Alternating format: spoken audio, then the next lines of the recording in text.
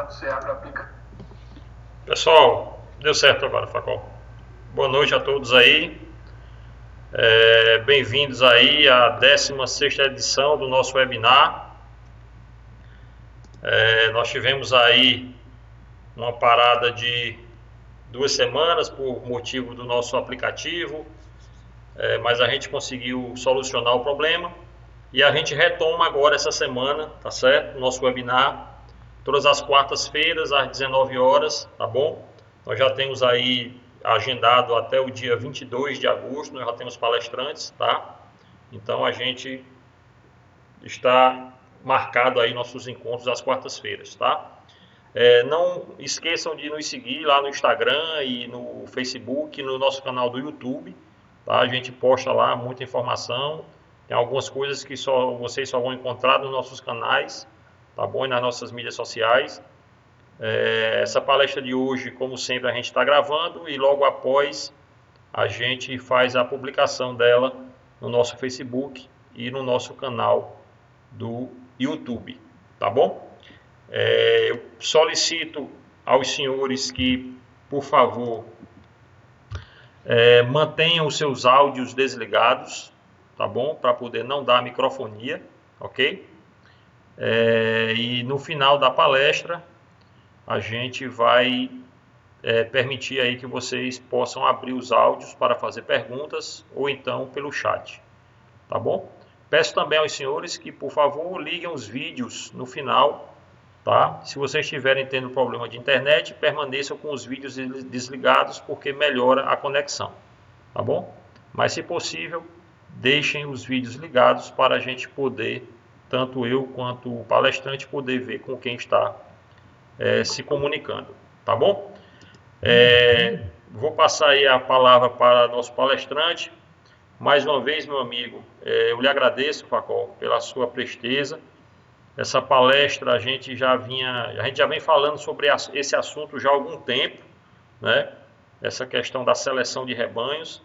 E numa dessas conversas eu perguntei se o Facol poderia fazer uma palestra sobre o assunto e ele, de pronto... Não sei se só para mim, se para os demais, mas o teu áudio está picotando. O Luiz Alberto está informando aqui que cortou um pouquinho o seu áudio. Melhorou agora? Melhorou? Melhorou. Deve ser a internet. Deve ser a internet porque eu não estou em casa, eu estou no hotel, estou viajando. Mas vamos lá. Então agradeço, Facol, você pela presteza aí de mais uma vez estar aqui com a gente no webinar, tá bom? E eu vou passar a palavra para você. Boa palestra e que todos aproveitem. Perfeito. Obrigado, Gutenberg, mais uma vez pelo convite, né?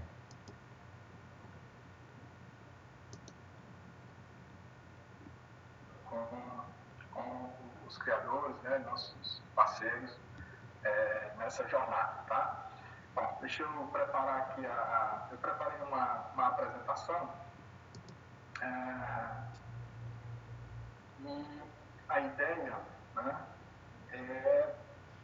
eu tentei me preparar para algo como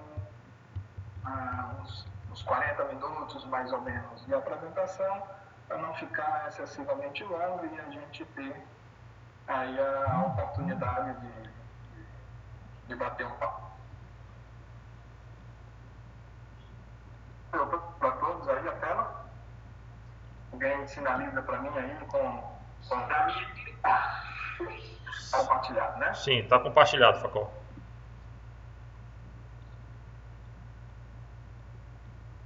Vou tentar colocar aqui o laser pointer para facilitar para indicar. Vocês estão vendo aí o laser? Sim. Ok, a bolinha vermelha, né? Bom, gente, então assim, a ideia hoje é a gente falar um pouco sobre estratégias, né, que se pode adotar para aumentar a eficiência de seleção, a eficiência dos trabalhos, né, de melhoramento genético nos rebanhos, né? Então, e para falar disso, né, a primeira coisa que eu acho que é importante a gente ter isso muito claro, do que é seleção. Né? Então, em melhoramento genético, a gente entende seleção por aquele processo em que nós damos taxas reprodutivas diferentes para os diferentes indivíduos. Tá? Então, a seleção, ela compreende não apenas o fato de você selecionar determinados indivíduos para serem reprodutores ou matrizes do rebanho, mas também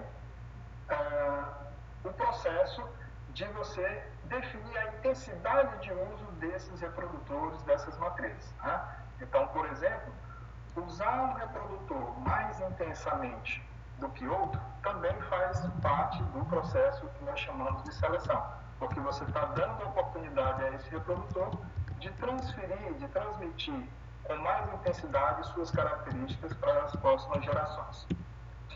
E nesse aspecto, nós podemos dividir a seleção em dois grandes tipos de seleção. O primeiro deles, que é a seleção natural, né, que, como o próprio nome diz, ela acontece de forma natural, independentemente da vontade, né, do homem, né, do produtor, de quem está manejando os animais e decidindo o processo de seleção. E nesse processo, o que nós temos como resultado? Aqueles indivíduos mais adaptados são os indivíduos que vão tá? Então, a seleção natural, ela sempre atua em favor daqueles genes, daquelas combinações genéticas que levam a uma maior adaptação àquele ambiente natural, né, e a uma maior fertilidade. E do outro lado, nós temos a seleção artificial, tá? Que essa é aquela seleção conduzida pelo homem, né, de maneira proposital, tá? Em que ele busca de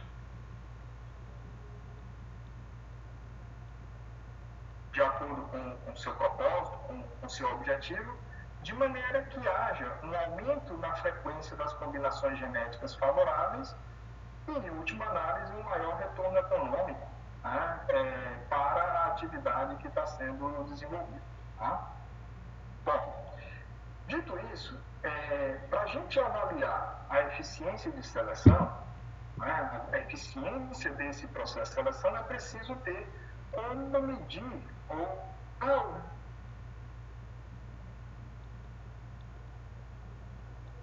de fazer isso, que é a partir da fórmula do ganho genético ou da resposta à seleção. E essa traz que o ganho genético nada mais é do que o produto, né, a multiplicação do diferencial de seleção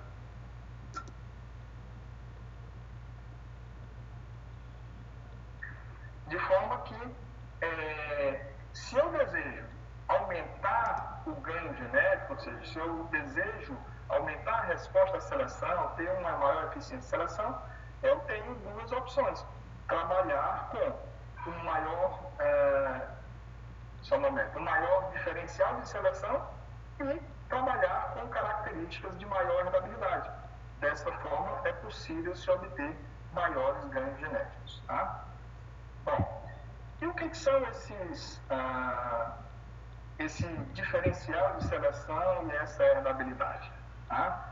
O diferencial de seleção nada mais é do que, como o próprio nome diz, né, a diferença, tá, entre o desempenho médio dos indivíduos selecionados, ou seja, a média fenotípica dos indivíduos selecionados, e o desempenho médio da população de onde esses indivíduos foram selecionados. Então, essa diferença é o que nós chamamos de diferencial de seleção. Mais adiante a gente vai poder mostrar isso com mais clareza. E a herdabilidade, né? A herdabilidade, ela é um parâmetro genético da população que nos diz quanto que das diferenças que nós conseguimos observar de desempenho entre os animais de uma determinada população para uma característica que está sendo avaliada, quanto que dessas diferenças de desempenho dos animais se deve às diferenças genéticas aditivas entre esses animais, ou seja, se deve às diferenças genéticas que são transmitidas para as próximas gerações. De forma que, se eu multiplicar esse diferencial de seleção pela herdabilidade, eu tenho o ganho genético, que nada mais é do que quanto que dessa diferença é transmitida para a geração subsequente. Bom, mas é importante a gente ter uma boa compreensão do que vem a ser essa herdabilidade. Né? A herdabilidade de uma característica, né, numa determinada população, ela pode variar de 0 a 1, ou de 0 a 100%. O que quer dizer isso? Olha, cada característica tem uma herdabilidade própria e em cada população essa herdabilidade pode variar. Né? Uma herdabilidade igual a 0 significa que toda a diferença de desempenho que a gente consegue observar entre os indivíduos, ela se deve a diferenças do ambiente, ou seja, a diferença de fatores não genéticos. Portanto, nós não conseguimos ver diferença entre os indivíduos quando a herdabilidade é igual a 0. E quando a herdabilidade é igual a 1, ou 100%, nós temos exatamente o contrário. Toda a diferença que se observa de desempenho entre os indivíduos em uma determinada população se deve exclusivamente a fatores genéticos. Tá? Bom, mas esses dois extremos são mais raros.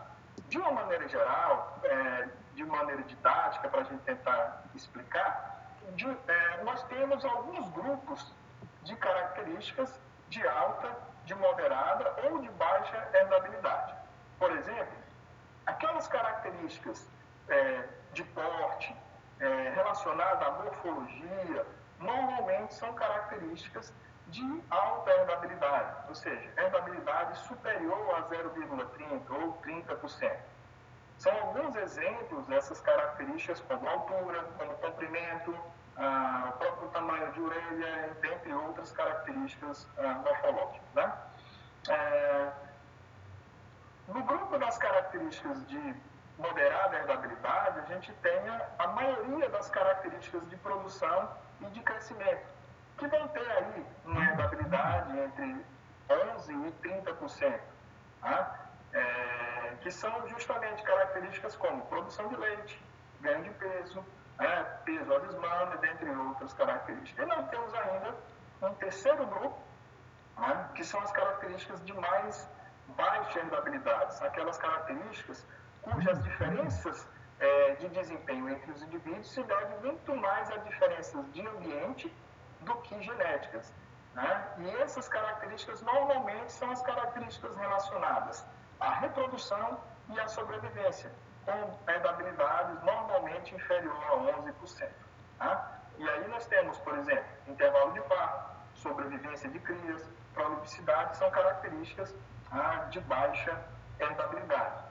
E essas características de baixa herdabilidade, portanto, como nós vimos anteriormente, normalmente elas têm o processo de seleção para essas características de baixa herdabilidade, normalmente é bem mais demorado em função disso que a gente colocou. Tá?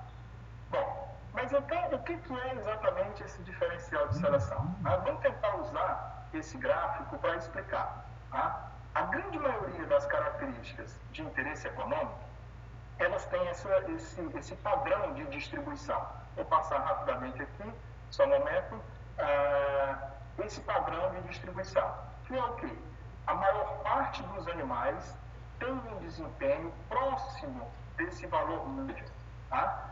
E quanto mais você se distancia dessa média, quanto mais você vai para o extremo, tanto para a direita, ou seja, para um valor superior, quanto para a esquerda, ou seja, para um valor inferior, você vai reduzindo a frequência de animais que apresentam esses fenótipos, esses desempenhos. Tá? Então, normalmente, quando nós vamos selecionar, nós desejamos melhorar. Então, o que se faz? Se define um ponto de corte e eu vou selecionar os indivíduos que têm um desempenho superior a partir desse ponto, tá? Que são exatamente esses indivíduos que estão nessa área. Tá? Esses indivíduos vão ter um desempenho médio, que é representado aqui por essa letra, tá? Superior à média da população. E é exatamente essa diferença diferença entre o desempenho médio dos indivíduos selecionados e o desempenho médio da população que deu origem a esses indivíduos, que nós chamamos, então, de diferencial de seleção. Tá? Bom, então, dito isso, como que nós podemos fazer, que tipo de estratégia pode ser lançada, né, para a gente promover um ganho genético mais eficiente?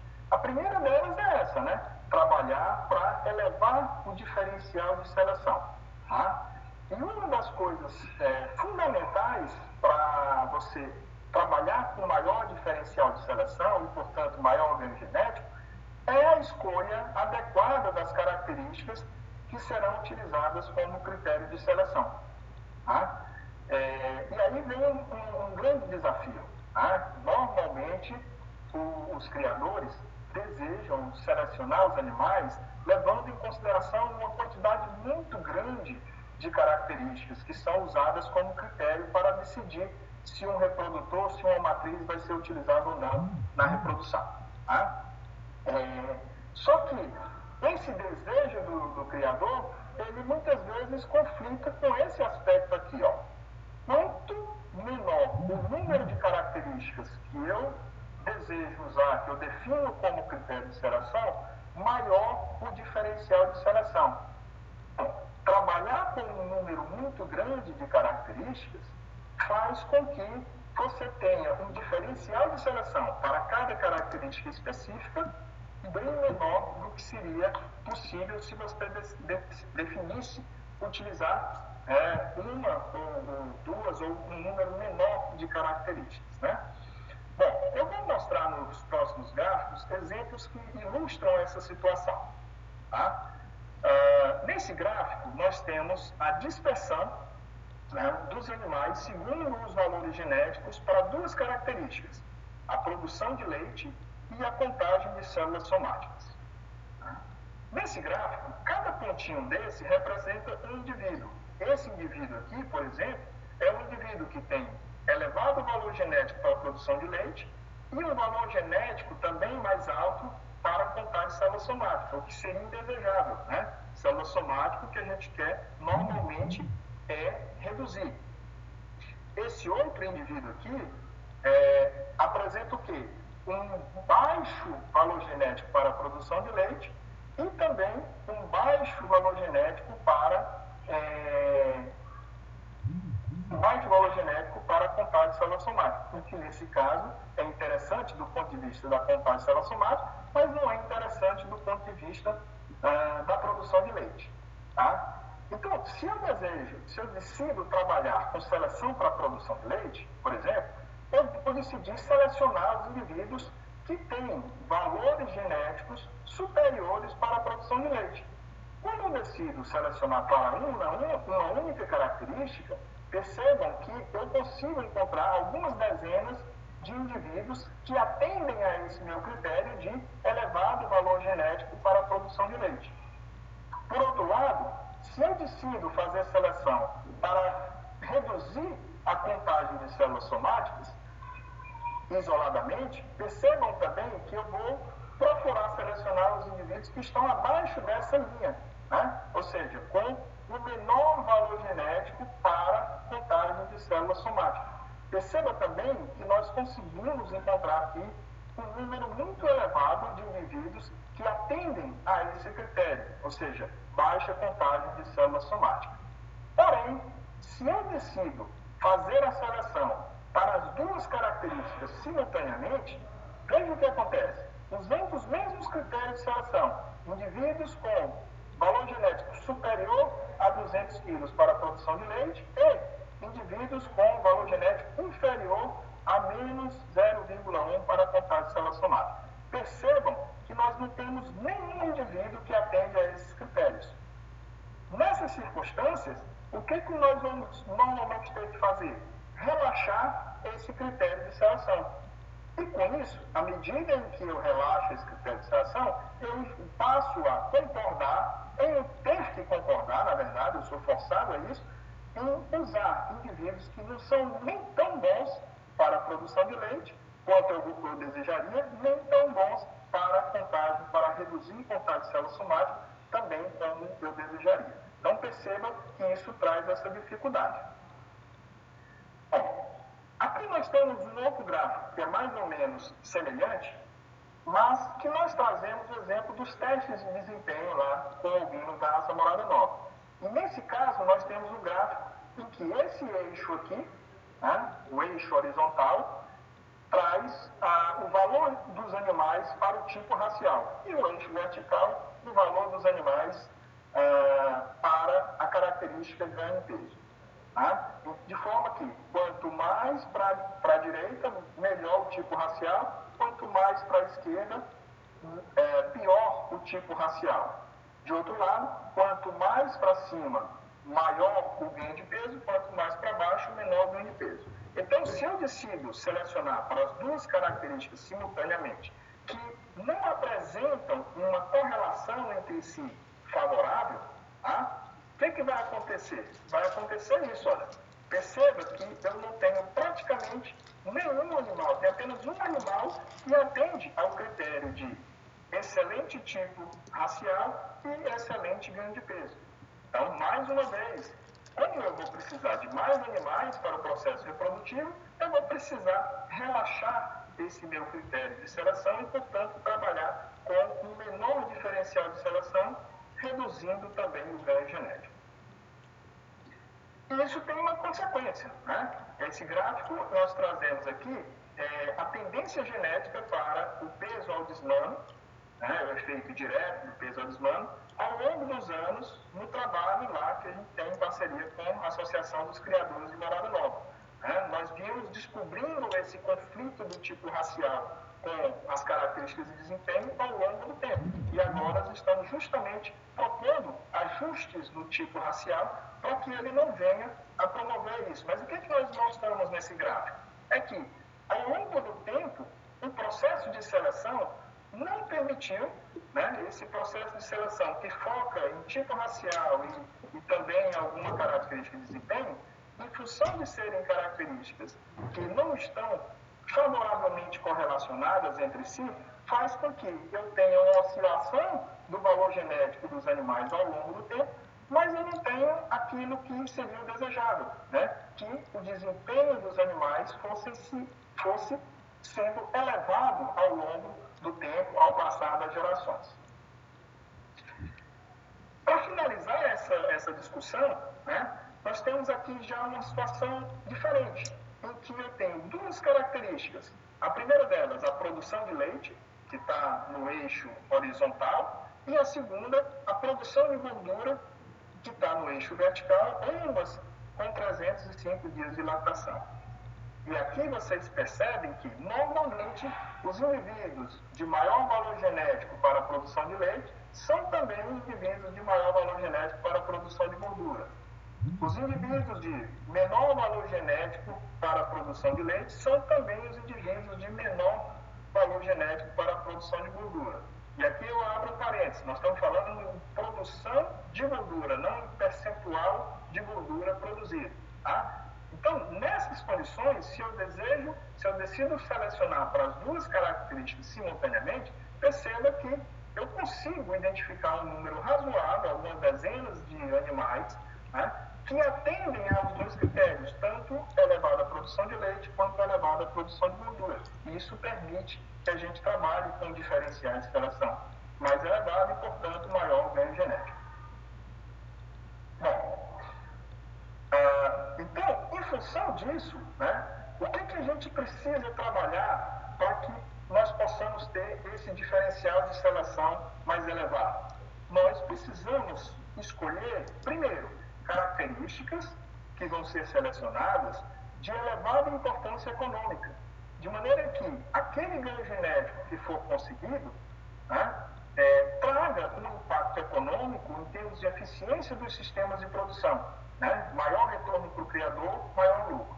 E também que essas características escolhidas, né, apresentem correlações genéticas favoráveis entre si, para que, na medida em que eu promova o melhoramento genético de uma característica, eu também promovo o melhoramento genético de outra característica. E não tenhamos aqui aquilo que nós observamos anteriormente, né?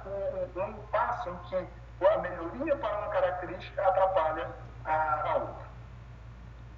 Bom, além disso, outro aspecto que se deve buscar para aumentar esse ganho genético, essa eficiência de seleção, é o aumento da eficiência reprodutiva. O que acontece? Para a gente ilustrar isso, vamos pegar esse exemplo aqui com dois cenários. Tá? O primeiro cenário em que nós temos uma elevada eficiência reprodutiva e um segundo cenário em que eu tenho baixa eficiência reprodutiva. Em ambos os cenários, eu estou adotando aqui o tamanho do rebanho de 50 matrizes. Se eu tiver uma boa eficiência reprodutiva, ou seja, 85% das matrizes vierem a parir, enquanto que no segundo vou ter apenas 60%, uma baixa eficiência, no primeiro cenário eu tenho que 43 das 50 matrizes vão parir, enquanto que no segundo cenário apenas 30 das 50 vão parir. Se eu admitir a mesma prolificidade para as duas situações, eu tenho 51 crias nascidas quando eu tenho uma boa fertilidade e apenas 36 crias nascidas quando eu tenho uma fertilidade mais baixa. Tá? A fertilidade também envolve, pelo menos a fertilidade real, envolve a sobrevivência de crias. No manejo adequado, é possível você manter essa mortalidade de crias em níveis controlados. Tá? Então, nesse primeiro cenário, imagino que nós tenhamos uma mortalidade de apenas 10% das crias. Enquanto que no segundo cenário, e isso é muito comum em boa parte dos rebanhos, em que você não tenha um bom manejo, principalmente naquela fase do entorno do parto, você tenha, por exemplo, uma mortalidade de 40%, de 50%. Nessa situação aqui, nós vamos ter que, das 51 crias nascidas, 46 vão ser desmamadas. E na segunda situação, apenas 22 das 36 serão desmamadas. A metade disso é fêmea, então eu tenho 23 fêmeas desmamadas no primeiro cenário e apenas 11 fêmeas desmamadas no segundo cenário. Normalmente eu preciso repor essas matrizes, né? Até para que a gente evite que haja um envelhecimento do rebanho. Então, admitindo uma taxa de reposição de 20%, eu vou precisar, por um ano, né, ter, a partir dessas fêmeas jovens que vão nascendo, selecionar pelo menos 10 matrizes para repor essas 50 matrizes e manter o tamanho do rebanho e evitar o envelhecimento do rebanho. Tá? Ora, se eu tenho 23 fêmeas desmamadas e preciso selecionar 10 para a reposição, então a proporção de animais selecionados vai ser de 44%, ou seja, de todas as que estão desmamadas, que estão aptas à seleção, eu posso escolher fazer uma pressão de seleção e ficar com as 44% melhores. Agora, na segunda situação, quando eu tenho uma baixa eficiência reprodutiva, perceba que praticamente todas as fêmeazinhas que vão ser desmamadas terão que ser utilizadas para reposição. E nessa situação, praticamente nós não temos seleção para alguma característica de aumento do desempenho produtivo. Tá? Todo o processo de seleção que terá ocorrido nessa situação terá sido basicamente a seleção natural. Tá? Porque só vão chegar à idade, ao processo reprodutivo, aqueles indivíduos que nasceram de fêmeas que, mesmo com condições limitadas, conseguiram ser férteis e mesmo com condições de ambiente mais desfavoráveis, conseguiram sobreviver. Bom, então, fica claro que aumentar a eficiência reprodutiva é fundamental para isso, para que você tenha mais opções de seleção.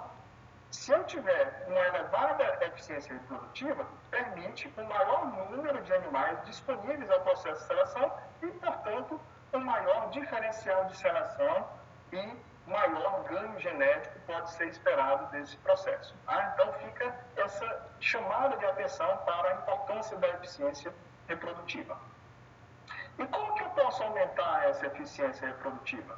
Melhorando o manejo, né? Tanto o manejo reprodutivo em si, quanto o manejo naquela fase periparto, né? Daquelas poucas semanas que antecedem ao parto, né? E aquelas primeiras semanas logo depois do parto.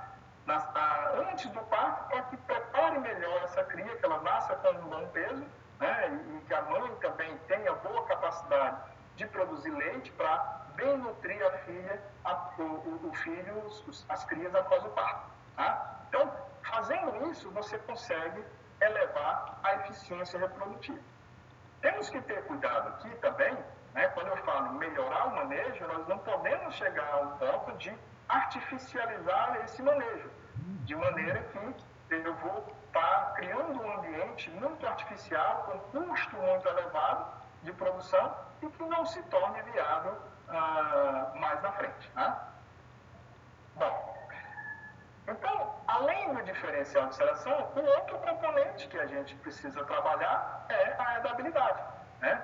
Voltando a frisar que essa herdabilidade nada mais é do que quanto que das diferenças de desempenho nós observamos entre os indivíduos que se deve a diferenças genéticas aditivas, ou seja, aquelas diferenças genéticas que são transmitidas para a geração seguinte. Tá?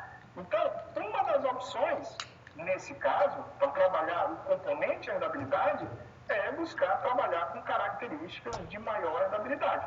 Tá? Aquelas características de baixa herdabilidade normalmente têm pouca resposta à seleção. E, normalmente, o ganho que se pode obter por meio de melhorias no manejo é mais eficiente do que o próprio processo de seleção em si. Tá? Bom, uma outra possibilidade a ser trabalhada é buscar reduzir essa variação, esse denominador aqui da expressão da herdabilidade, que é o quê? Reduzir a variação ambiente. Para isso, se pode, por exemplo, lançar mão do uso da estação de monta. Tá? Na medida em que o criador adota a rotina de estação de monta, ele cria um ambiente mais uniforme. De que maneira? As matrizes vão ser cobertas na mesma época e, portanto, vão parir na mesma época, nas mesmas condições. As crias também vão nascer sob as mesmas condições. Então, eu crio um ambiente mais uniforme que vai favorecer a identificação das diferenças genéticas entre os indivíduos, uma vez que eles vão estar ali em condições de ambiente mais semelhantes. E as diferenças de desempenho entre eles as diferenças genéticas vão ficar mais evidentes. Isso também permite a formação de grupos de contemporâneos maiores, que é bastante favorável, principalmente no processo de avaliação genética. E ainda é possível a gente utilizar os testes de desempenho centralizado, né? Que é uma estratégia em que você procura trazer indivíduos, né, de vários rebanhos, colocá-los sob a mesma condição, com faixas de idade semelhante, no mesmo ambiente, para que se permita, mais uma vez, que as diferenças de desempenho possam evidenciar as diferenças genéticas entre esses indivíduos de maneira mais clara. Bom, então nós trabalhamos ali os dois componentes principais do ganho genético, o diferencial de seleção e a herdabilidade. Tá? Agora, o principal fator que pode ter um impacto maior nesse processo de seleção é trabalhar com um elevado efetivo populacional. Por quê?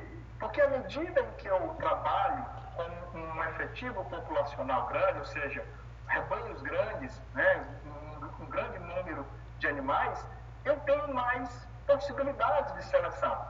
Tá? Eu tenho maior variabilidade genética para ser trabalhada no longo prazo. Me permite trabalhar com maiores diferenciais de seleção e, portanto, permite uma maior sustentabilidade do processo de seleção no longo prazo. Quando eu trabalho com populações muito pequenas, o processo de seleção tende a esgotar muito rapidamente, porque em poucas gerações a variabilidade genética presente naquela população tende a ser reduzida. E a partir de um determinado ponto, os ganhos genéticos tendem a ser decrescentes com o tempo. Daí decorre, ou seja, esse é o fator que pode trazer o maior impacto ou um dos maiores impactos nesse processo, mas daí vem um grande desafio. No Brasil, normalmente os rebanhos de caprinos e ovinos são muito pequenos. O tamanho médio de rebanho de caprinos e ovinos é de 30, 40, 50 matrizes. Obviamente que existem rebanhos maiores, rebanhos com 200, com 500, com 1000, com alguns milhares de animais. Okay? Mas isso não é o comum. O mais comum são rebanhos pequenos. É aí que vem a importância das associações de criadores, desse trabalho colaborativo, para que vários pequenos rebanhos possam se associar. E essas associações de criadores, e aqui eu não estou falando especificamente das associações de registro genealógico, mas também elas, mas associações de criadores, de produtores, que têm esse papel de congregar os criadores, os produtores, em torno de objetivos comuns, de maneira que os rebanhos de vários pequenos criadores possam se tornar um grande rebanho e, portanto, permitir um trabalho mais efetivo de seleção e de melhoramento genético. Dentro desses aspectos do papel das associações, um deles é exatamente esse, congregar os criadores para a estruturação de programas de melhoramento genético, como, por exemplo, buscar parcerias com empresas privadas, universidades ou instituições de pesquisa que podem apoiar esse processo de melhoramento genético, tanto por meio de infraestrutura, quanto por meio da disponibilização de técnicos especialistas para, em interação de maneira participativa com os criadores, apoiar esse processo e definir os objetivos e critérios de seleção, os processos de coleta de dados e as avaliações dos animais. Ainda dentro desse aspecto de estruturação de programas de melhoramento, esse papel da associação é fundamental a promoção da conexão genética entre os rebanhos, de maneira que eu possa comparar os animais de maneira adequada, os animais de diferentes rebanhos. Para isso eu preciso conectar geneticamente esses rebanhos. E o que é essa conexão? Eu preciso ter reprodutores e matrizes que tenham filhos nos diferentes rebanhos, de maneira que seja possível descontar os efeitos das diferenças de ambiente entre os diferentes rebanhos. E também a implantação das provas zootécnicas, como a implantação de um controle leiteiro oficial, no caso de programa de melhoramento para a produção de leite, implantação de prova de controle de desenvolvimento ponderal ou avaliação de carcaças, teste de desempenho centralizado, como nós já mencionamos anteriormente. Então, uma série de provas zootécnicas podem ser desenvolvidas a partir desse trabalho associativo. E a partir disso é possível nós identificarmos aqueles indivíduos geneticamente superiores com um grau de confiabilidade maior, onde a gente diminui as chances de erros nesse processo de seleção. Aí que entram as avaliações genéticas, que eu entendo que a gente pode tratar desse assunto em uma outra oportunidade. Bom, e um outro aspecto não menos importante, que eu entendo que esse trabalho de associação, de cooperativismo entre os criadores, precisa ser desenvolvido a partir da promoção da difusão desse material genético superior, e a promoção da comercialização de reprodutores de matrizes de maior mérito genético. Esse esse processo é fundamental para a retroalimentação e a sustentabilidade dos programas de melhoramento genético. O que ocorre? Um programa de melhoramento genético, existem custos que são maiores do que simplesmente os custos do manejo do rebanho. Existem custos relacionados ao pagamento dos técnicos que vão fazer os controles. Então, existe uma série de custos que são maiores do que aqueles custos normalmente de um sistema de produção. E para que esses custos sejam compensados, é preciso que haja uma comercialização adequada, com maior valor agregado, desses indivíduos de maior mérito genéticos que são identificados nos programas de melhoramento genético, permitindo, portanto, uma retroalimentação desse processo e a sustentabilidade dos programas. Bom, quando a gente, e aqui eu vou voltando ao que eu já apresentei no primeiro webinar, esse é um exemplo de quando a gente consegue fazer com que o trabalho da associação, aqui esse é um dado da tendência genética da raça Sânia no programa do Caprogene, que é conduzido em parceria da Embrapa com a Associação de Criadores de Caprinos e Ovinos de Minas Gerais, da Caprileite, e nós conseguimos, a partir desse trabalho de cooperação, Caprogene inicia em 2005, em 2009 nós temos a primeira avaliação genética, e percebam que a partir de 2009 há uma tendência genética de elevação do mérito genético dos animais para a produção de leite, que foi a característica definida no primeiro momento como objetivo, como critério de seleção. Perceba que no período anterior ao Caprogene, nós tínhamos os valores genéticos dos indivíduos oscilando, mas a partir do momento em que se começa a usar a ferramenta da avaliação genética e ter esse objetivo muito claro, a gente consegue reverter. E, paralelamente, se consegue, por meio das orientações de acasalamento no programa, manter a consanguinidade sob controle. E, portanto, manter, de alguma forma, a variabilidade genética fundamental para a sustentabilidade do programa no longo prazo. Bom, para a gente finalizar, eu queria deixar claro que essa explanação, a partir dessa expressão, ela é uma coisa que permite a gente fazer essa discussão de alguns, foi feita com o propósito de permitir nós discutirmos alguns elementos principais desse processo de seleção, mas é preciso deixar claro que esse processo é um pouco mais complexo, e não caberia aqui a gente tentar explicar, pode até ficar para uma nova oportunidade, mas essa expressão ganho genético igual a diferencial de seleção vezes desejabilidade pode ser, digamos, aprofundada para essa expressão que é a intensidade de seleção, a confiabilidade com que você seleciona esses indivíduos e o desvio padrão das diferenças genéticas aditivas entre os indivíduos. E nesse propósito aqui é onde as avaliações genéticas entram fundamentais para dar mais segurança a esse processo, como fundamentais para dar mais segurança a esse processo de seleção. Então, o que nós queremos deixar como mensagem nessa primeira fala, e aí depois a gente vai poder discutir, é destacar a importância, primeiro, da adequada definição dos objetivos e critérios de seleção a serem utilizados nesse processo de seleção dos rebanhos. Escolher características de importância econômica com correlações genéticas favoráveis entre si para que se possa avançar. Segundo, cuidar da eficiência reprodutiva.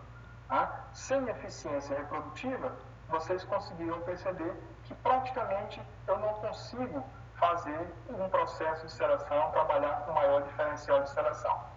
E por último, destacar o papel fundamental desse trabalho colaborativo de associações de criadores e produtores para a gente vencer esse grande desafio que é trabalhar o melhoramento genético em rebanhos de pequeno porte. Bom, então, não sei se eu cumpri a ideia, era ter uns 40 minutos, eu já agradeço a atenção de todos e me coloco à disposição aí para a gente bater um papo sobre esse tema, tentar esclarecer algumas dúvidas, aprender também com vocês. Tá bom? Obrigado.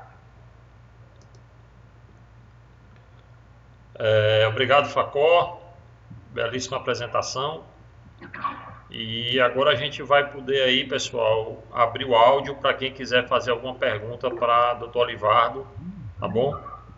E aí a gente tem aí alguns minutos para poder fazer algumas perguntas.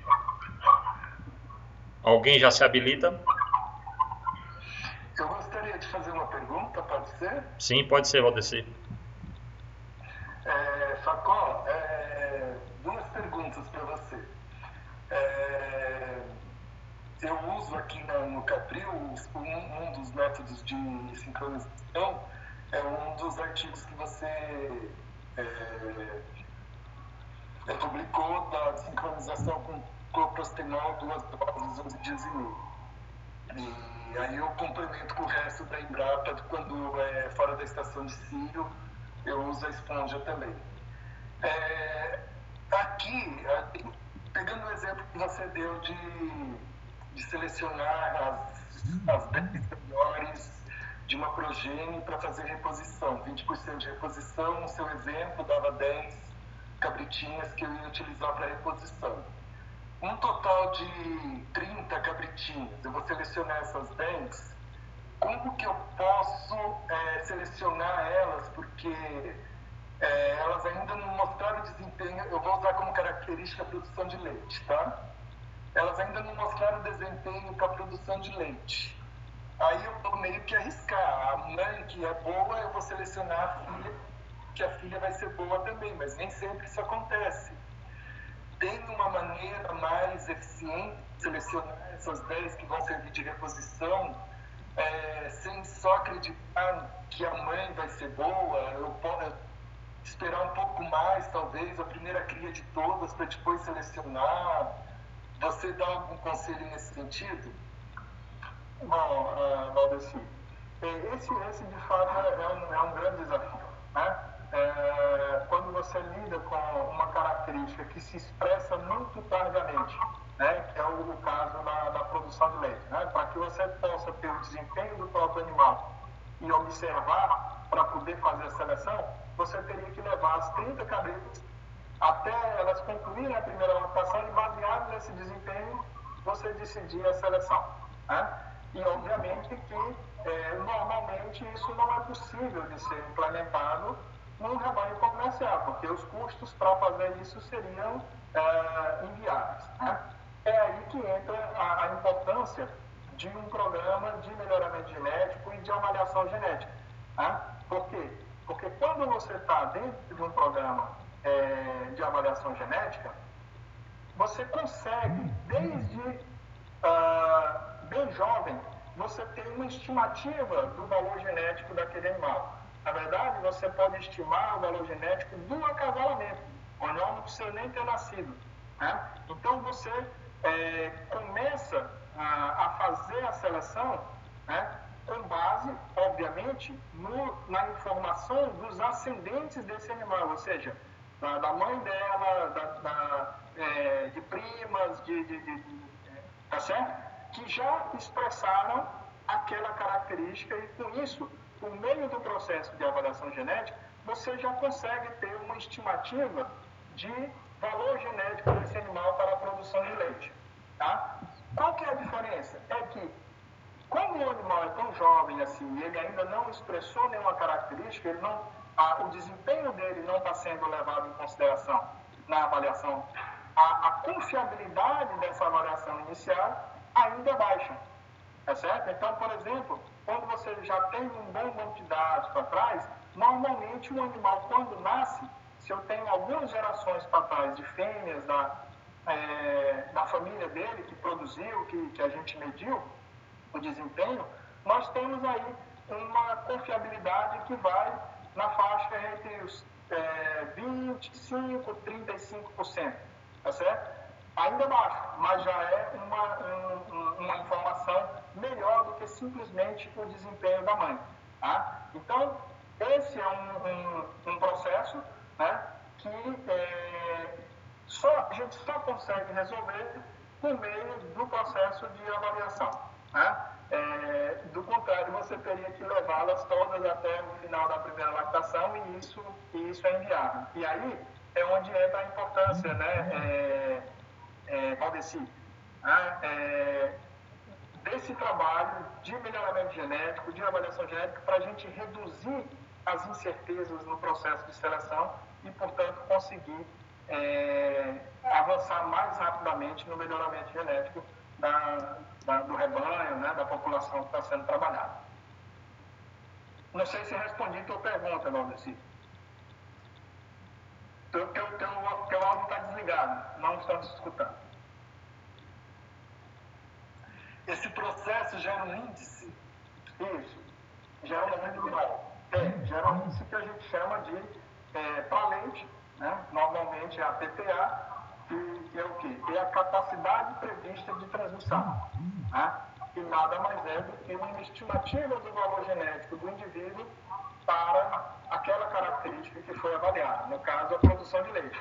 Como ele ainda não produziu leite, a avaliação dele é com base nos ascendentes, né? No pai dele, na mãe, nas primas e por aí vai. Tá certo? A PTA é um termo do inglês que significa isso, capacidade prevista de transmissão. No caso de animais de corte, utiliza-se outro termo, que é a DEP, né? Que é a diferença esperada na progênie. Então, é basicamente isso, Valdeci. Ok, obrigado. Obrigado pela pergunta. Posso fazer uma segunda pergunta? Claro. Bom, aí quem manda Deixa as pessoas perguntar. Obrigado. Tá bom, valeu. Pode fazer, Valdeci. Pode pegar o fio da meada aí.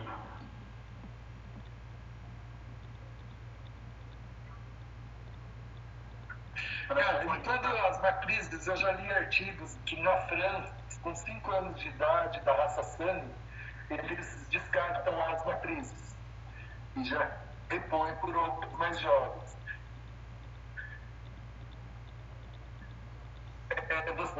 A matriz, eu achei meio precoce esse estudo que eu li na França. Eu não sei exatamente qual que é a condição, né? Mas aí nós entramos num outro aspecto que eu não quis abordar para não ficar uma coisa mais extensa de poder discutir, que é quando a gente está falando, né, do processo de seleção. É uma outra estratégia que você pode utilizar e deve utilizar no processo de seleção, é reduzir o intervalo de geração, né? É fazer com que os indivíduos mais velhos sejam substituídos de maneira mais precoce e você consiga fazer com que as gerações se sucedam de maneira mais rápida ao longo do tempo. Então, com isso, você consegue avançar no processo de melhoramento genético num menor espaço de tempo. Para isso, mais uma vez, eu preciso de alta eficiência reprodutiva. Eu não sei se é exatamente essa condição lá, tá? Mas essa é uma das possíveis explicações. Tá? Quanto menos tempo você mantém um animal no rebanho, em termos genéticos, ele sendo substituído por um outro mais jovem, geneticamente superior, você acelera esse processo de melhoramento genético. Tá?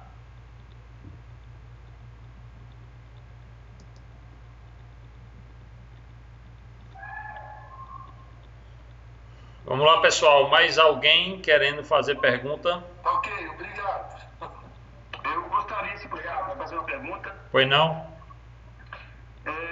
Facó, a gente tem acompanhado aqui o Capragene e a gente vê que os critérios de seleção são voltados para a produção e qualidade do leite.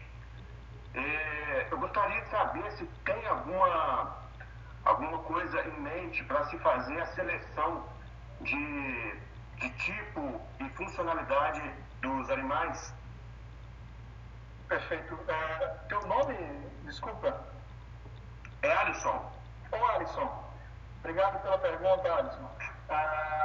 De fato, Alisson, esse é o passo que nós queremos dar agora no novo projeto, né, que nós estamos começando, se a pandemia deixar, né, a coisa está um pouco complicada, nós estamos um tanto quanto atrasados, mas é exatamente esse passo adicional que nós queremos dar agora na nova fase do Capragem, né, que é de, além das características de produção de leite e de qualidade do leite, nós passamos também a contemplar características de morfologia, mas focado na funcionalidade, em termos de que isso possa vir a contribuir para uma maior longevidade, né?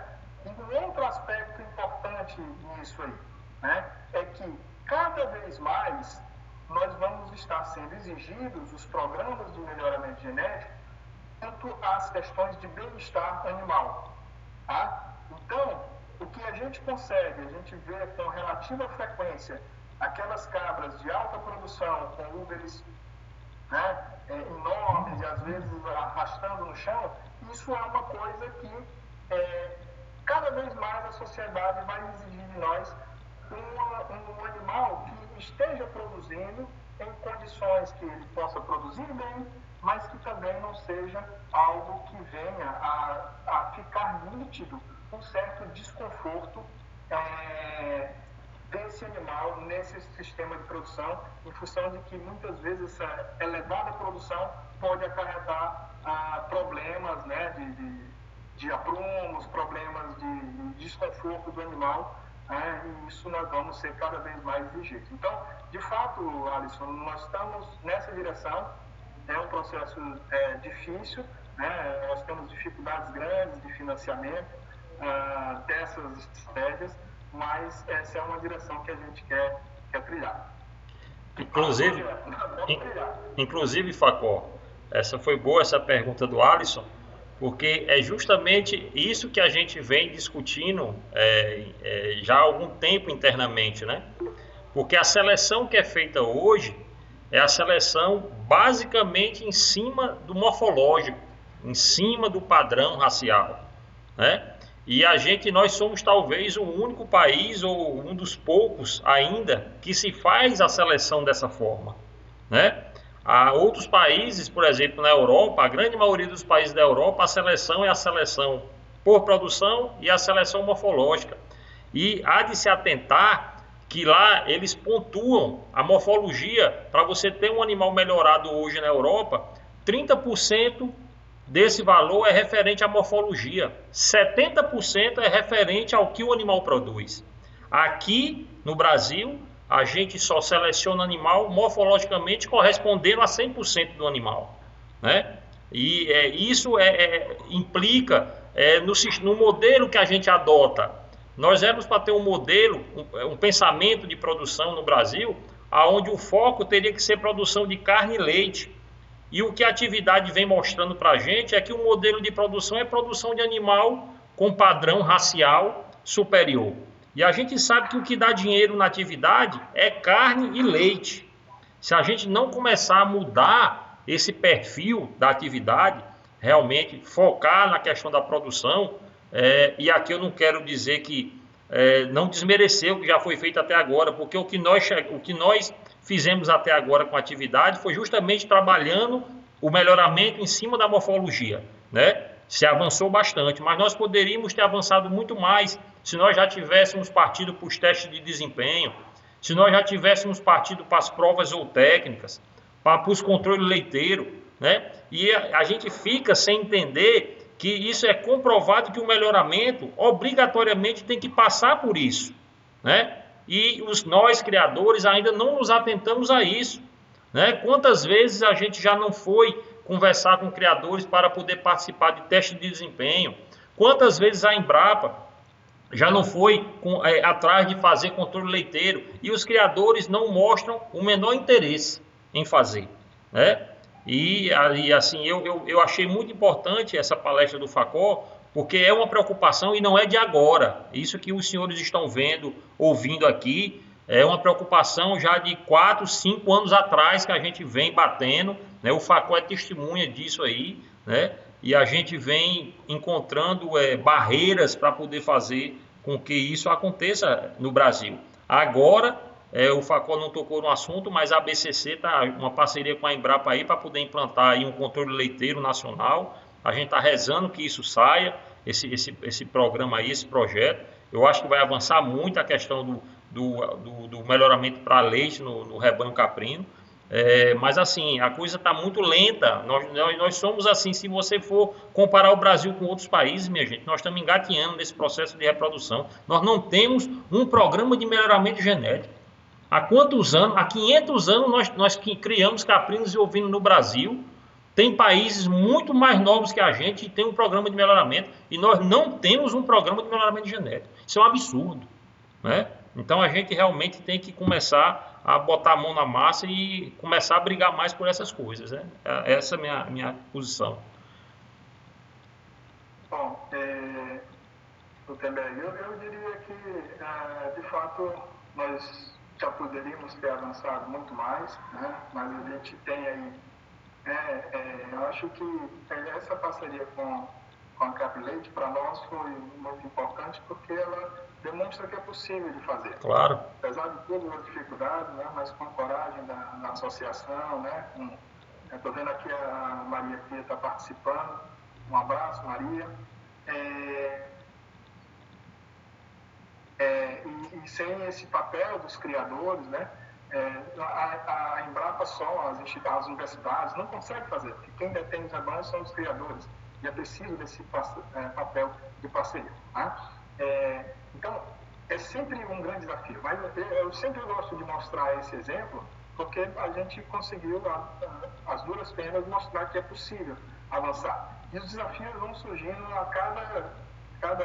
Agora, em cima daquilo que você falou, eu queria colocar assim, que parte dessa nossa dificuldade de avançar com os programas de melhoramento decorre de um aspecto maior da cadeia produtiva, né? Que é o grau de desenvolvimento da cadeia produtiva e principalmente de desenvolvimento do elo da indústria. Tá? Porque quando você não tem um elo industrial bem desenvolvido, muitas vezes você perde a conexão que a indústria faz entre o criador e o mercado consumidor. E quando você perde essa conexão, muitas vezes você perde, inclusive, os indicadores de que características eu devo buscar melhorar os meus animais para produzir que tipo de produto. Tá? Então, eu entendo que o seu diagnóstico, eu concordo com ele, a gente já deveria estar muito mais avançado, mas é preciso também entender que ele decorre um pouco do desenvolvimento da cadeia como um todo. Tá? Mas um objetivo um pouco principalmente da parte final, né, daquilo que eu apresentei, foi justamente chamar a atenção para essa necessidade, né, de mobilização dos criadores, de aqueles criadores que têm objetivos comuns, se organizarem, né, em associações, né, ou mesmo as associações que já existem, se mobilizarem para que a gente possa, de fato, estruturar esses programas que venham a permitir o melhoramento genético para a melhoria da eficiência do sistema de produção. Tá? Obrigado. Dá uma olhadinha aí no chat, tem umas perguntas aí. Alguém mais quer usar o áudio enquanto o Facol olha o chat? Mandar um abraço aí para papai, meu amigo Wagner Raulino, estou vendo ele aqui. Papai, um abraço.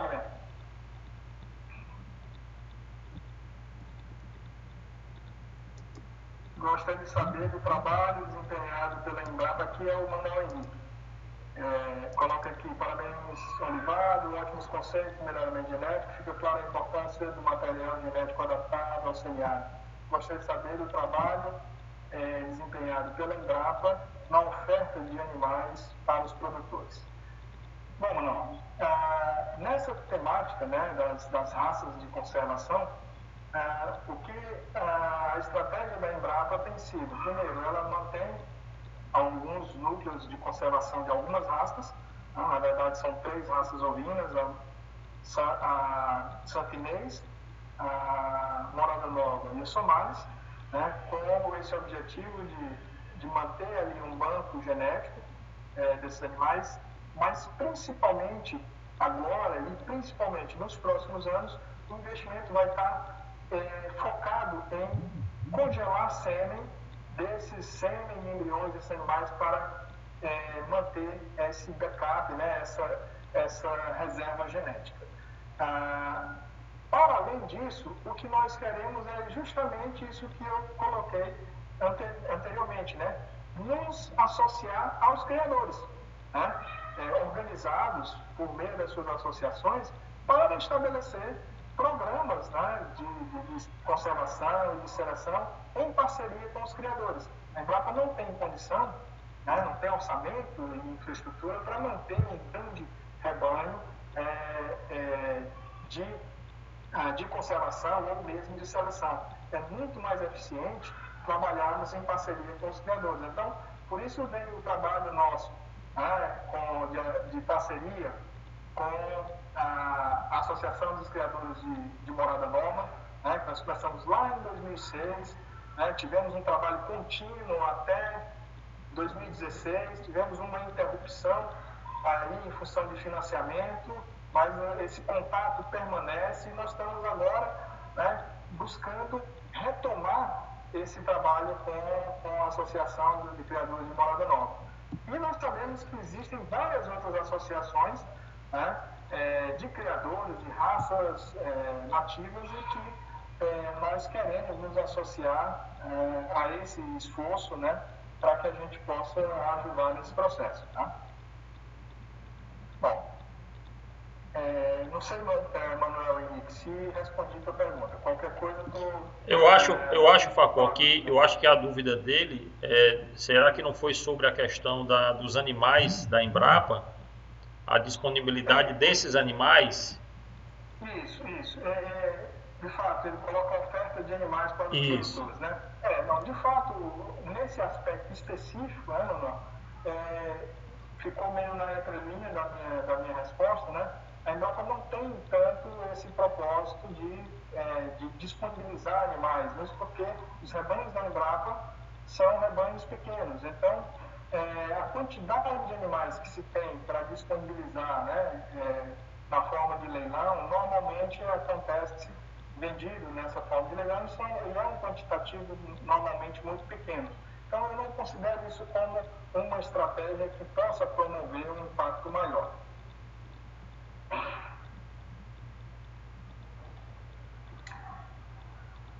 Mais alguma coisa no chat?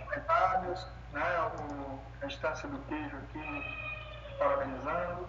Luiz Alberto, por favor, doutor Facó, na hipótese da viabilidade das raças locais, como Canindé, Marota, Moxotó, na produção de leite ou queijo nos estados do Nordeste. Como proceder, visto que a inviabilidade da produção de leite é média? Bom, Luiz, na verdade, sim. A gente entende que existe a inviabilidade é média e, portanto, sendo média, né, existe variação genética aí passível de ser explorada por meio do processo de seleção. Então, é possível avançar. Né? A grande dificuldade, né, no caso das raças locais, para utilizar o estabelecimento de um processo de seleção para a produção de leite, é que o processo de seleção é um processo normalmente que leva um tempo, ele é um processo lento, né? E, na maioria das vezes, quando se está implementando um programa, se está implementando alguma estratégia, se deseja um retorno rápido. Então, se a gente pegar os animais das raças locais que não tenham sido submetidos por um processo de seleção anterior para leite, ele não vai conseguir responder num ambiente mais favorável com uma maior produção de leite.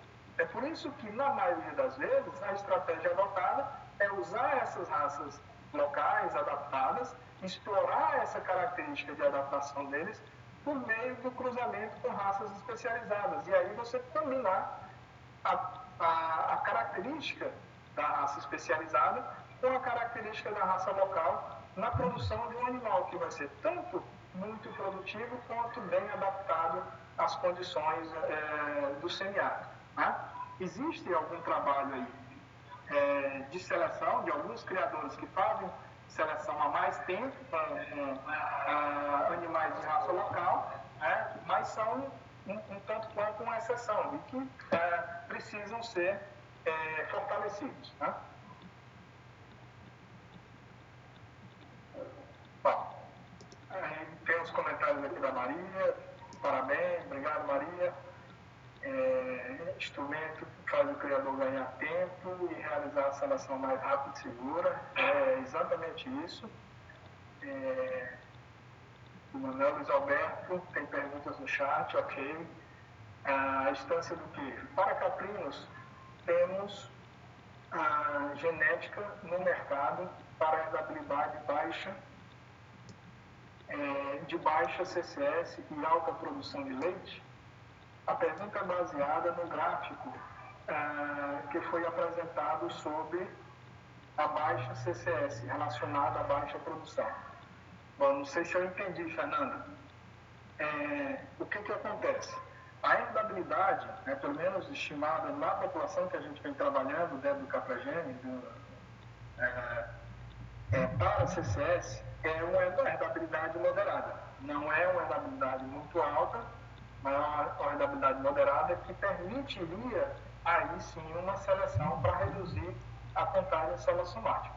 O que acontece é que, na verdade, a gente ainda não está tão certo de que a seleção para baixa contagem celossomática, de fato, traga um grande benefício econômico para o produtor. Porque no caprino, ao contrário do que é muito claro no bovino, no caprino, uma alta contagem de celossomática não necessariamente significa, por exemplo, que no bovino isso é selecionado tendo por propósito reduzir a suscetibilidade à mastite. Então, você seleciona para reduzir a celossomática, você está indiretamente selecionando para aumentar a resistência à mastite, etc. No caprino, essa alta contagem celossomática não é necessariamente um bom indicador de, por exemplo, uma mastite subclínica ou uma baixa contagem seja exatamente um bom indicador, digamos, de maior resistência.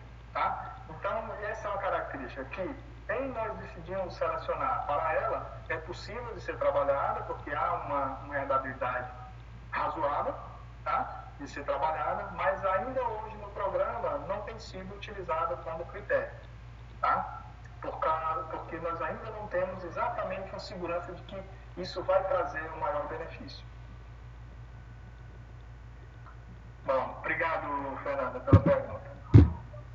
A Maria faz outro comentário aqui. Sim, com certeza, animais produtivos é o caminho da viabilidade da caprinocultura.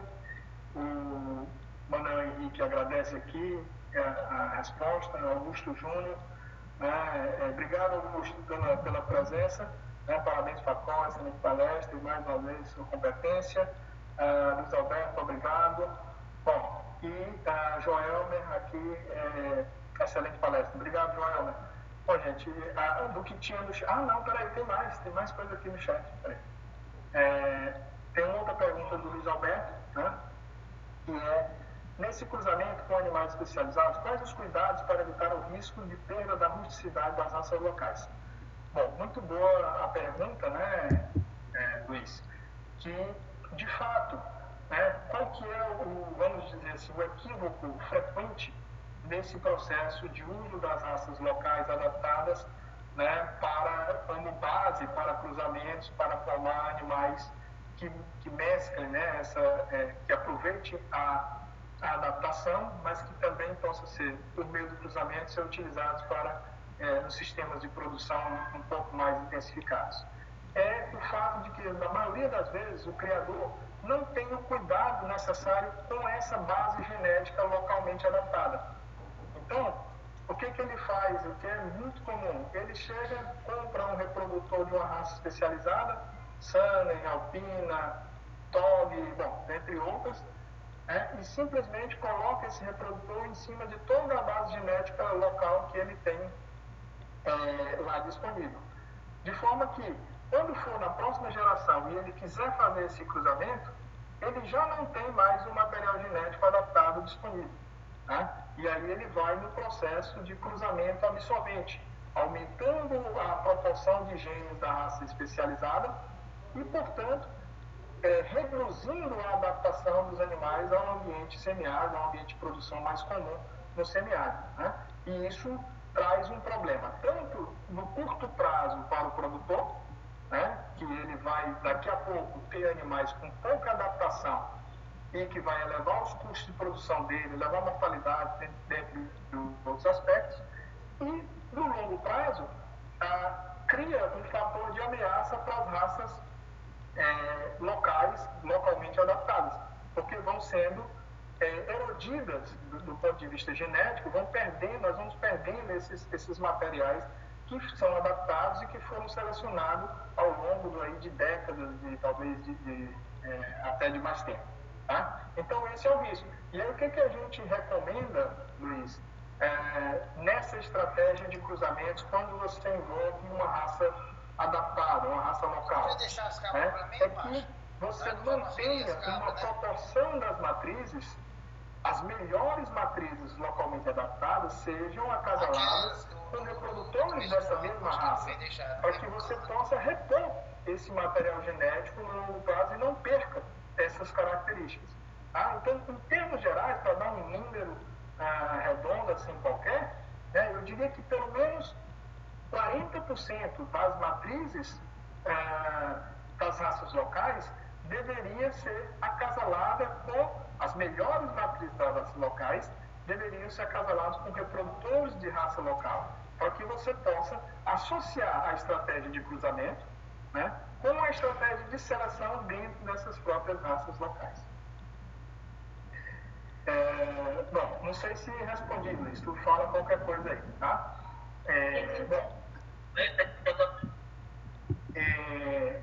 Tem aqui o Alisson, né? Parabéns pelo trabalho, fantástico, obrigado, Alisson. E como produtor, tenho total gratidão por poder contar com as tecnologias da Embrapa. Obrigado, Alisson. Quanto à seleção morfológica, visando a funcionalidade, os critérios serão nos moldes da ADGA. Bom, Alisson, a ideia, né, é nós pegarmos o modelo que é seguido pela ADGA, né? Existe um outro modelo francês que é seguido pelos franceses, e existem outros referenciais internacionais de características que podem ser consideradas nesse rol de características morfológicas a serem contempladas. Um dos objetivos desse projeto é justamente nós avaliarmos esses diferentes modelos junto com as associações, né, de criadores, que eles são nosso parceiro, para que a gente possa definir um modelo, né, em parceria com eles a ser utilizado, a ser implementado aqui. Nós também temos alguns estudos já realizados em parceria com o CapLate, com base em todo o banco de dados que vem sendo coletado aí desde a década de 70, né, dessas características morfológicas que a CapLate mantém, o registro dessas informações. Nós já fizemos alguns trabalhos e tem algumas características também que podem vir a ser incluídas a partir desse estudo. Tá? Então, respondendo à tua pergunta, a ideia é sim levar em consideração os moldes da ADGA, mas fazer as adaptações vendo outras experiências, né, aquilo que pode se revelar na nossa perspectiva, na perspectiva da associação, como mais relevante para esse trabalho. Tá? Aí vem o Francisco Lins de Souza. Mateus, era sobre a documentação daquele cabrito que nós vendemos no ano passado. Ela já está aí contigo. Francisco, eu não estou lembrado se você mandou transferência e a documentação do cabrito. Esse grupo genético, né, Francisco, é um grupo genético que está em formação, né? A gente tem alguns conhecimentos. Eu entreguei a documentação do cabrito. Eu tive a oportunidade de me reunir com os criadores da Associação do Soinga, tá? E eles estão nesse processo de buscar o reconhecimento junto ao mapa da raça, né? Tem algumas colocações que o mapa fez para a associação, tá? E nós estamos aí junto com eles tentando trabalhar né, alternativas, né, estratégias que permitam documentar junto ao mapa a viabilidade desse material genético soinga como uma raça e que possa ter uma vida longa, né, que possa ter variabilidade genética suficiente para ser trabalhada no longo prazo e que também tenha uma uniformidade suficiente para se caracterizar como raça. Tá? Bom, meu amigo, se você puder mandar uma foto para mim, me mande aí. Hoje eu estou no criador aqui amanhã, vou começar a fazer a inspeção dos animais dele. E aí eu já vou ter que usar os dados do bode. Manda para mim, eu vou pegar o endereço e vou enviar para você. O Soinga, né, a raça, é uma raça, digamos, é um material genético sintético, né, até onde a gente conseguiu compreender, é produto de acasalamento, de cruzamento de um tipo animal, né, chamado engazeira, pelo menos essa foi a descrição, né, que nós recebemos da associação da engazeira com reprodutores da raça somalis brasileira, que aí formam o Soinga. Então, é possível sim você usar esse reprodutor, um reprodutor desse grupo genético Soinga com fêmeas de uma outra raça local, como Santanês, como Morada Nova, né? Então, é possível, você vai ter algum grau aí de heterose, mas é preciso avaliar bem, né, qual que é o objetivo, qual que seria exatamente o ganho que se está buscando, porque isso depende de situação para situação. Tem mais uma pergunta aqui do Francisco Lins, que ou também tem que fazer a proporção que o senhor falou em relação ao cruzamento genético. Na verdade, Luiz, essa proporção que eu coloquei, ela tem que objetivo? O objetivo de você não perder o material genético daquela raça local, adaptada, que está ali, que foi selecionada naquele ambiente durante décadas. Né? Se você fizer um cruzamento de maneira indiscriminada, você pode perder esse material genético adaptado. Então, a ideia de você cruzar apenas uma pequena proporção, guardar uma pequena proporção, pelo menos 40% das matrizes locais, para ser acasaladas as melhores, né? Lembrando, para associar a seleção, né, com o processo de cruzamento, você acasalar esses 40% com um reprodutor da raça local, para permitir que você tenha, ao longo do tempo, mas sempre animais desse grupo genético localmente adaptado e possa manter o sistema de cruzamento de maneira sustentável. Tá? Bom, mais uma vez, parabenizando aqui, Francisco. Obrigado, Francisco. Obrigado pelas perguntas. Não sei se eu cheguei aqui no fim do chat, só um momento. Eu acho que agora eu cheguei ao fim das perguntas do chat. Ficamos à disposição aí do Gutenberg e demais participantes. Quem quiser fazer pergunta, abre o microfone aí. Tá aí, senhor Gutenberg? Isso mesmo. Quem tiver mais alguma pergunta aí, pode abrir o microfone. A gente tem alguns minutos ainda.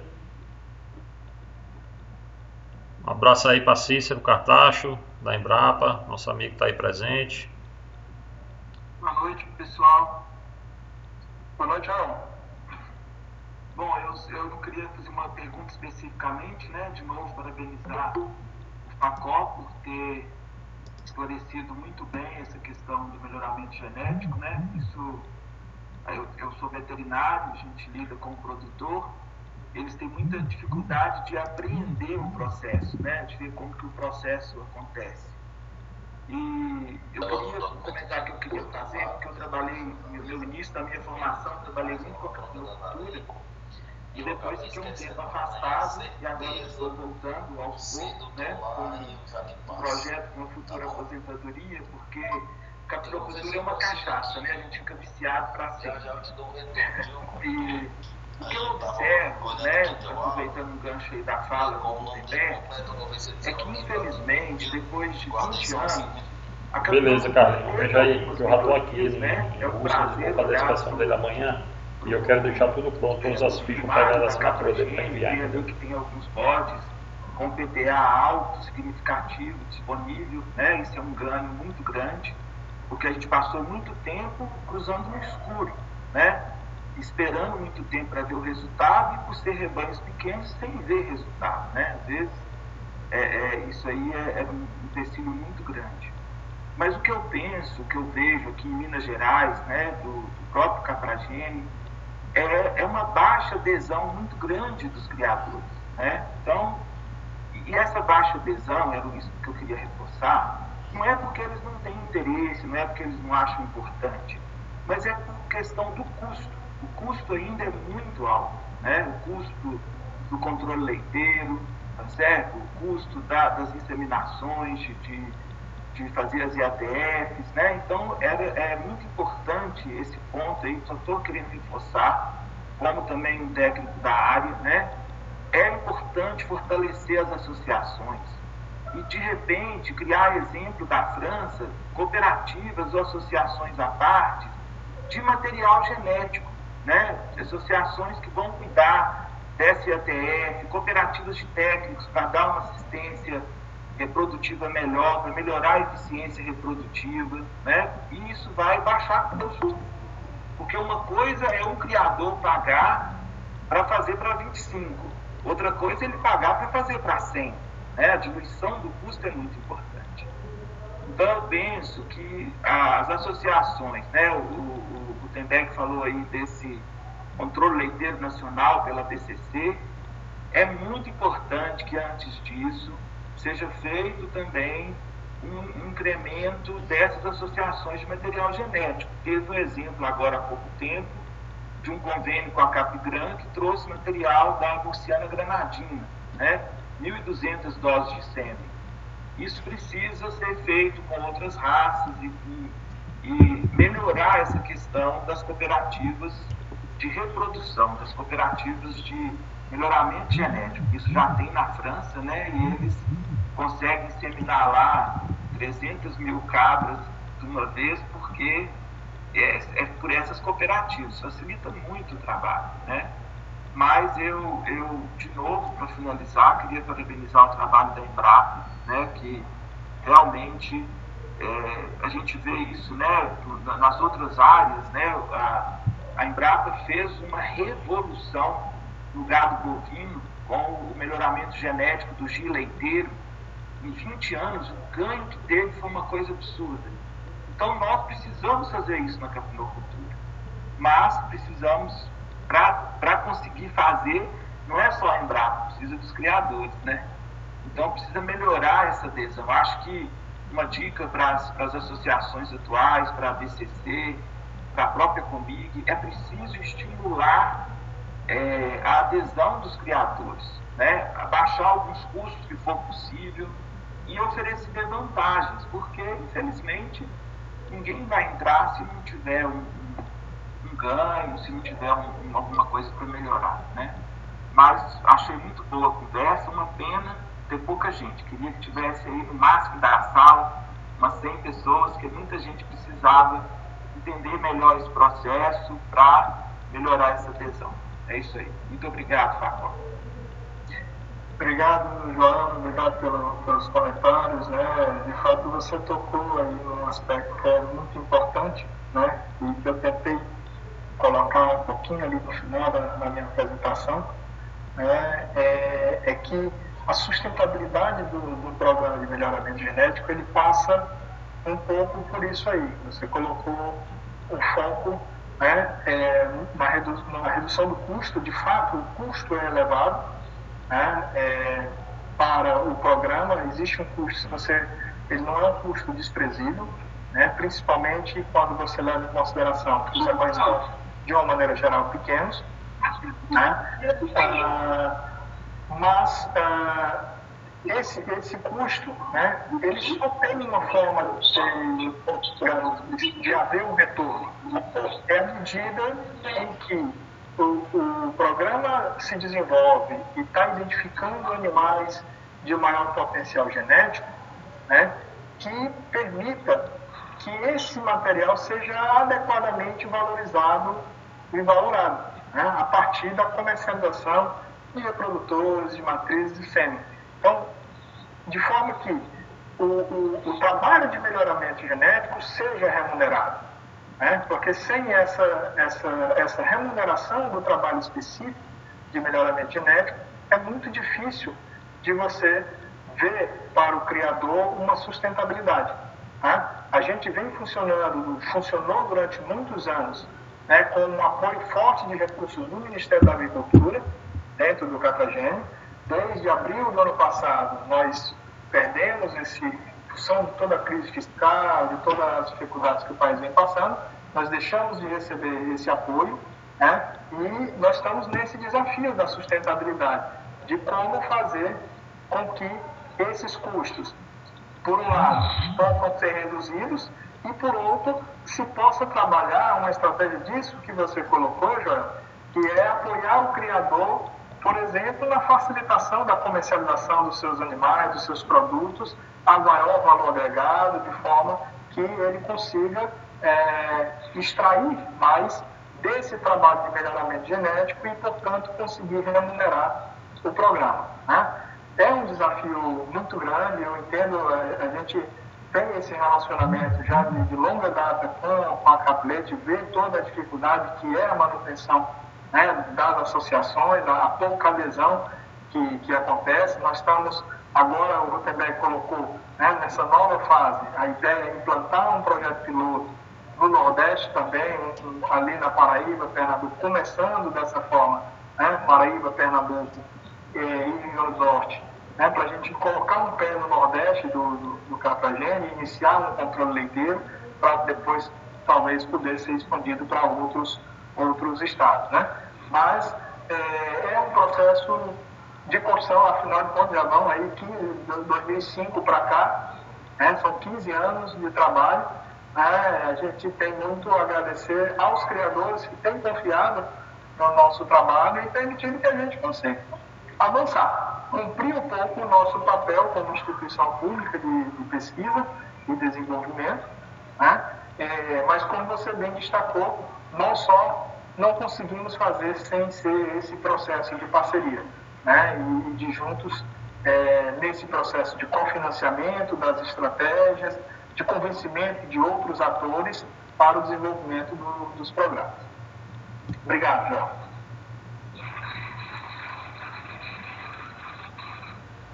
Estou vendo aqui Joãozinho, João de Deus, boa noite, grande abraço. Joãozinho, para quem não conhece, é o presidente da Associação de Criadores de Morada Nova, né, que é o outro parceiro aí que a gente tem, né, a associação de longa data. Não. Eu sou através de várias histórias, eu acompanhei no início das discussões, mas estou gostando aí dos debates, né, das ideias, dos projetos que possam vir no futuro. E é só assim a coisa caminha com mais ênfase, né? Muito bem, Joãozinho. Obrigado aí pela sua participação, viu? Facó, tá ouvindo? Estou sim, não estou reconhecendo.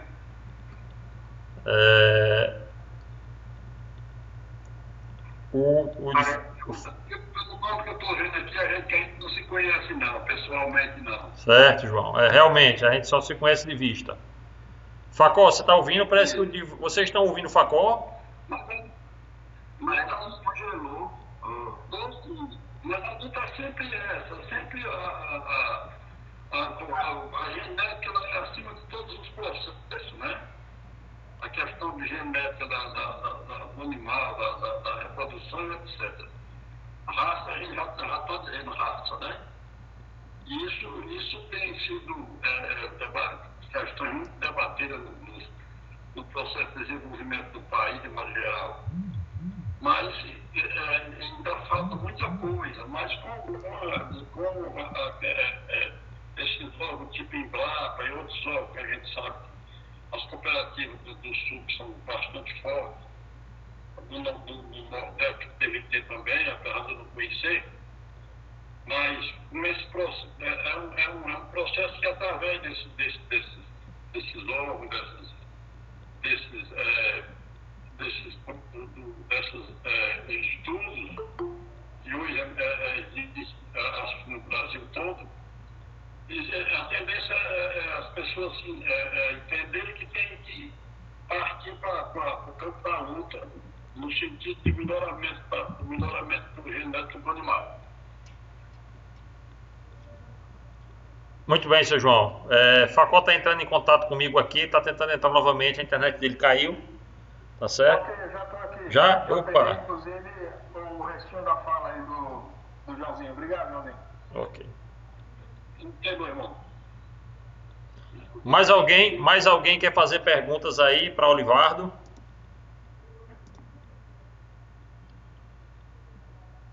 Senão a gente vai concluir. Não é isso, Facó?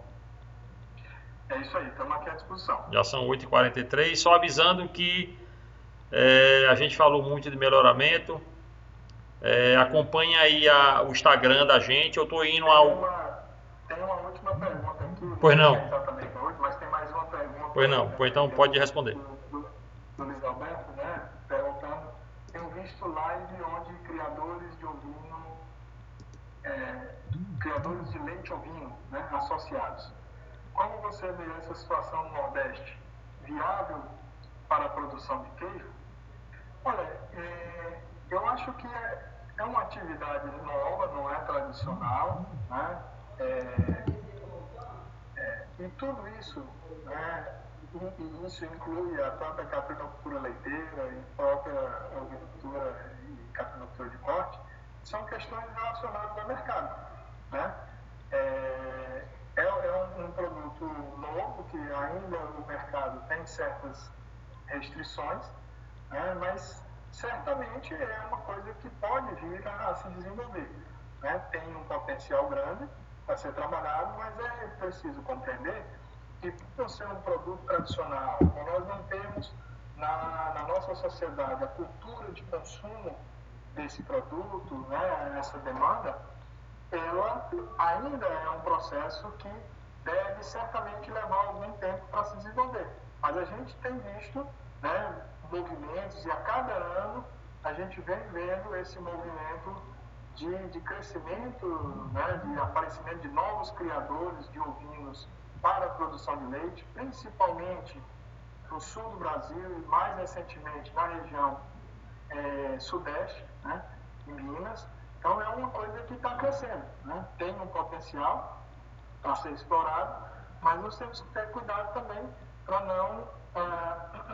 não induzir ninguém, dizer, olha, isso aqui vai ser o negócio, e, né, tem que ter uma certa reserva e colocar isso com clareza, né? Que é algo que tem potencial, mas que ainda leva um tempo para ser desenvolvido, e é principalmente fundamental que o produtor olhe para o mercado, né? Antes de iniciar o seu negócio, aí o Rutenberg conhece bem disso, porque é consultor do Sebrae, né, Rutenberg?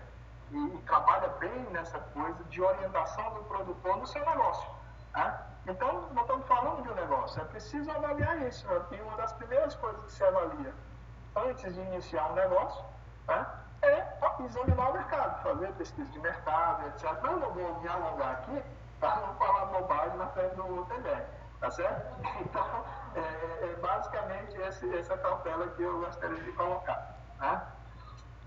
Bom, o Cícero parabenizando aqui, obrigado, Cícero, pela presença, audiência, né? O Zeberg também, o Luiz Alberto agradecendo. Bom, é isso aí. Ok? Obrigado, Luiz. Acho que sim. Pessoal, a gente vai encerrar. Antes de mais nada, dizer que sigam lá a página nossa no Instagram. Eu estou em Russas hoje e estou subindo para o Rio Grande do Norte. Nós vamos fazer aí, o Joel me falou aí das mucianas, né? Foram 1.300 doses, Joel, que foram adquiridas.